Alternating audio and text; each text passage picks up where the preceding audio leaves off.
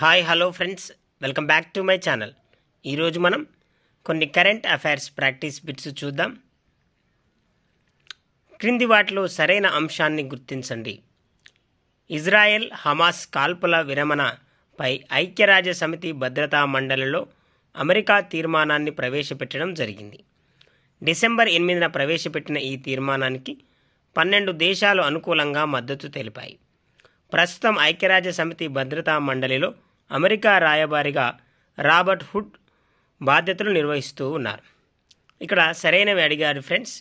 సరైనవి మనకు చూస్తే ఓన్లీ 3 మాత్రమే సరైంది, అనగా థర్డ్ స్టేట్మెంట్ మాత్రమే సరైంది. ఛత్తీస్గఢ్ నూతన ముఖ్యమంత్రిగా విష్ణు దేవ్సాయ్ ఎంపిక కావడం జరిగింది. అయితే ఈ రాష్ట్రంలో ఆదివాసుల జనాభా మొత్తం ఎంత శాతం కలరు? ఆన్సర్ 32%. ఈ క్రింది వాటిలో సరైన అంశాన్ని గుర్తించండి అని అడిగాడు. ప్లీజ్ ఫ్రెండ్స్, నేను మరొకసారి రిక్వెస్ట్ చేస్తున్నా, ఈ మధ్యకాలంలో జరిగే ప్రతి కాంపిటేటివ్ ఎగ్జామ్లో కూడా స్టేట్మెంట్ రూపంలో కానీ మ్యాచ్ ద ఫాలోయింగ్ కానీ స్టేట్మెంట్ రూపంలో ఇచ్చినప్పుడు సరైనదేదో సరికాందేదో అడుగుతున్నాడు ఫ్రెండ్స్. ఇక్కడ ఇవ్వబడిన క్వశ్చన్ కనుక మనం చూస్తే సరైన అంశాన్ని అడిగాడు, సరైన అంశాన్ని గుర్తించమని అడిగాడు. భారతదేశానికి చెందిన రాధానాథ్ సిక్దర్ అనే గణిత పరిశోధకుడు 1853లో ఎవరెస్ట్ శిఖరం ఎత్తును కనుగొన్నారు. భారత్లో హిమాలయాల శ్రేణులు 2450 కిలోమీటర్ల మేరకు విస్తరించి ఉన్నాయి. గుజరాత్, మహారాష్ట్ర, గోవా, కర్ణాటక, కేరళ, తమిళనాడులో విస్తరించిన పశ్చిమ కనుమలను యునెస్కో ప్రపంచ వారసత్వ సంపదగా 2013లో గుర్తించడం జరిగింది. పశ్చిమ బెంగాల్, ఆంధ్రప్రదేశ్, కర్ణాటక, తమిళనాడు వరకు తూర్పు కనుమలు విస్తరించి ఉన్నాయి. ఇక్కడ సరైన ఆన్సర్ని కనుక మనం చూస్తే 4th స్టేట్మెంట్ మాత్రమే సరైంది. 2022 నాటికి దక్షిణాసియాలో ఎన్ని కోట్ల మంది పోషకాహార లోపంతో బాధపడుతున్నారని ఐక్యరాజ్య సమితి అనుబంధ సంస్థ FAO తన నివేదికలో పేర్కొంది. ఆన్సర్ 5.5 కోట్లు. ఆడుదాం ఆంధ్ర ప్రత్యేక కార్యక్రమం కోసం ఆంధ్రప్రదేశ్ ప్రభుత్వం మొత్తం ఎన్ని కోట్లు కేటాయించడం జరిగింది? ఆన్సర్ 114.25 కోట్లు.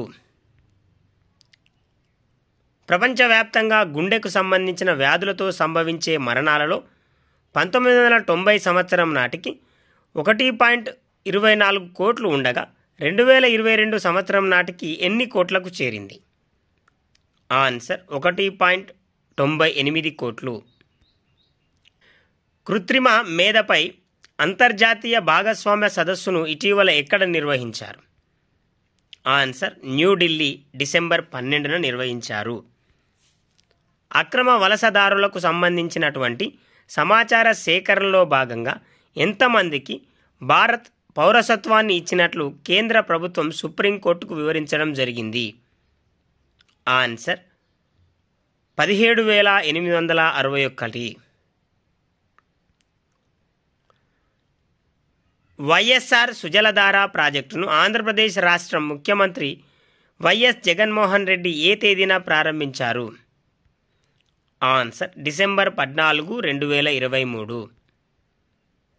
2024-25 ఆర్థిక సంవత్సరానికి భారత వృద్ధి రేటును ADB ఎంత శాతంగా అంచనా వేయడం జరిగింది? ఆన్సర్ 6.7%. క్రింది వాటిలో సరైన వాటిని గుర్తించండి. జాతీయ ఇంధన పొదుపు దినోత్సవాన్ని డిసెంబర్ 15న నిర్వహిస్తారు. దేశీయంగా సౌర మరియు పవన విద్యుత్ ఉత్పత్తి సామర్థ్యాన్ని 2030 కల్లా 550 గిగావాట్లకు పెంచాలని కేంద్రం లక్ష్యంగా పెట్టుకుంది. దేశీయంగా 4వ వంతు వాయు కాలుష్యానికి రవాణా రంగం కారణం. ఇంధన వనరుల వినియోగంలో భారత్ 3వ స్థానం కలదు. ఇక్కడ సరైన అంశాన్ని గనక మనం చూస్తే 4 మాత్రమే సరైనవి.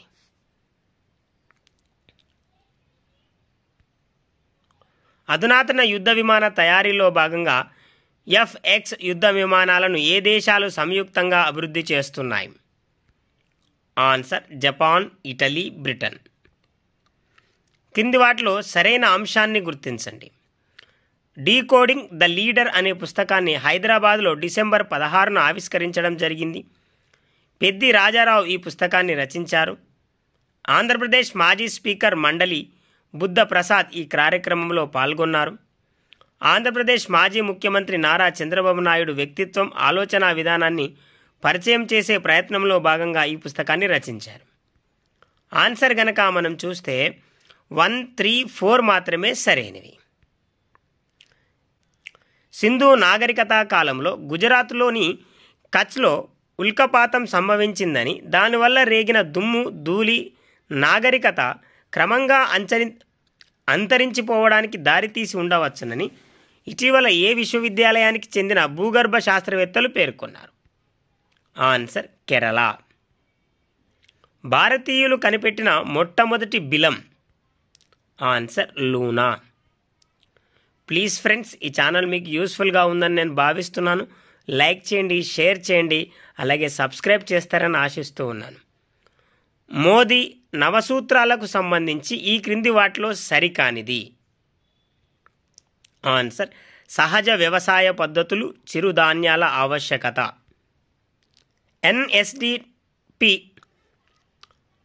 ఎన్ఎస్డిపి నివేదికకు సంబంధించి సరైన జతను గుర్తించండి. Answer third option. ప్రపంచంలో అతిపెద్ద విలాసవంతమైన నౌకను ఇటీవల చైనా ఆవిష్కరించడం జరిగింది. మరి అయితే ఆ నౌక యొక్క పొడవు ఎంత?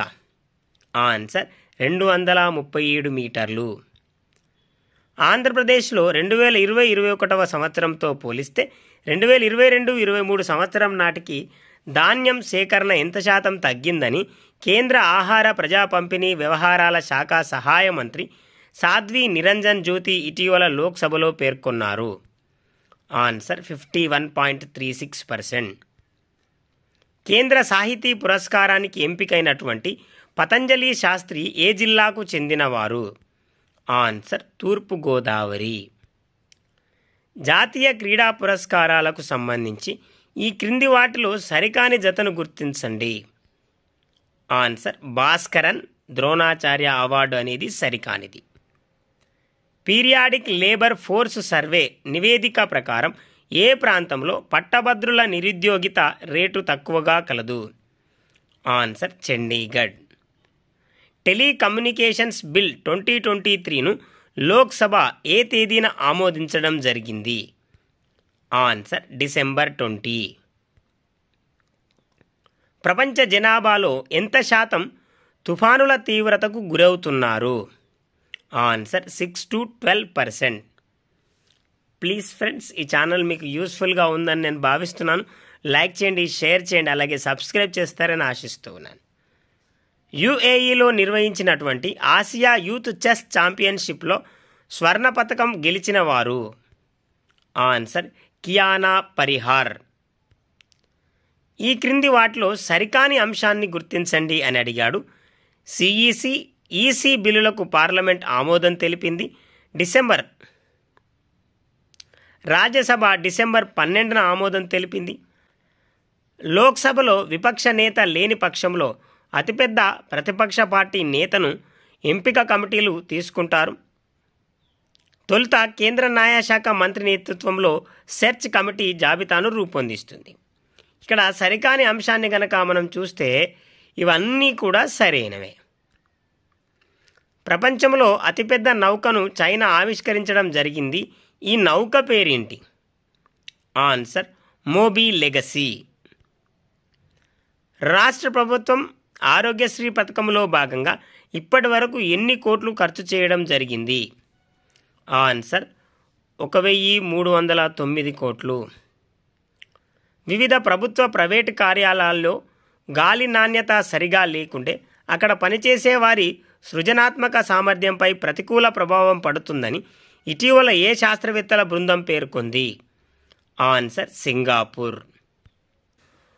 4 స్టార్స్ ఆఫ్ డెస్టినీ పుస్తకాన్ని రచించిన వారు? ఆన్సర్ నరవనే. చీఫ్ సెక్రటరీల 3వ జాతీయ సదస్సును ఎక్కడ నిర్వహించనున్నారు? ఆన్సర్ న్యూఢిల్లీ. లోక్సభలో టెలికాం బిల్లు 2023ను ఏ తేదీన ప్రవేశపెట్టడం జరిగింది? Answer December 18. ప్రస్తుత కేంద్ర విద్యాశాఖ సహాయ మంత్రిగా ఈ క్రింది వారిలో ఎవరు బాధ్యతలు నిర్వహిస్తున్నారు? ఆన్సర్ అన్నపూర్ణాదేవి. 2017-18లో GSTR 3B రిటర్ను దాఖలు చేసిన వారు ఎంత శాతం కలరు? ఆన్సర్ 68%. సూరత్ విమానాశ్రయంలో గల కొత్త టెర్మినల్ను భారత ప్రధానమంత్రి నరేంద్ర మోడీ ఏ తేదీన ప్రారంభించారు? Answer December 17. బోధి గయాలో అంతర్జాతీయ సంఘం ఫోరం 2023ను ఏ తేదీన ప్రారంభించారు? Answer December 20. సింధు నాగరికత ప్రాంతానికి ఎన్ని కిలోమీటర్ల దూరంలో లూనా కలదు? ఆన్సర్ 200 కిలోమీటర్లు. విదేశీ పర్యటనలో సరికొత్త చరిత్ర సృష్టించిన భారత ప్రధానమంత్రి నరేంద్ర మోడీ తొలిసారిగా ఈ క్రింది ఏ దేశాన్ని సందర్శించడం జరిగింది? Answer పుపువా New Guinea. కోవిడ్-19 JN.1 ఉపరకం ఈ ఏడాది సెప్టెంబర్లో తొలిసారిగా ఏ దేశంలో వెలుగులోకి వచ్చింది? Answer America. ఇటీవల ఐరోపా ద్వీప దేశం మాల్టాకు చెందిన వాణిజ్య నౌక ఏ సముద్రంలో హైజాకు గురైంది? ఆన్సర్ అరేబియా సముద్రం. ఇవి ఫ్రెండ్స్ కొన్ని కరెంట్ అఫైర్స్లోని ప్రాక్టీస్ బిట్స్. మరికొన్ని ప్రాక్టీస్ బిట్స్తో మరొక వీడియోలో కలుద్దాం. ఈ ఛానల్ మీకు యూస్ఫుల్గా ఉందని నేను భావిస్తున్నాను. ప్లీజ్ ఫ్రెండ్స్ లైక్ చేయండి, షేర్ చేయండి, అలాగే సబ్స్క్రైబ్ చేస్తారని ఆశిస్తూ ఉన్నాను. Thank you very much.